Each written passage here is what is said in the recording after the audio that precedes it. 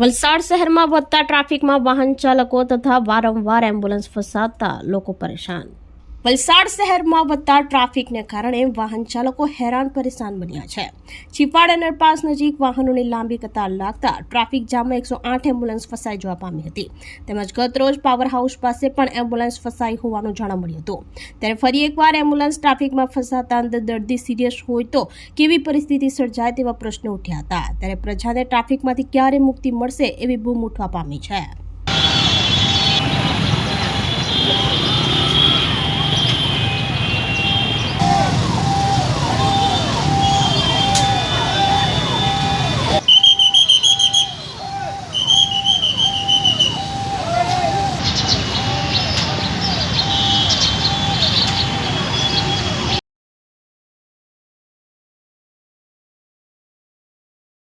આપણી સંકલ્પ ન્યૂઝ ચેનલને સબસ્ક્રાઇબ અને લાઇક કરો, બેલ આઇકન દબાવો જેથી આવનાર ન્યૂઝ અપડેટ્સની નોટિફિકેશન આપના મોબાઈલ પર સૌથી પહેલા પહોંચે.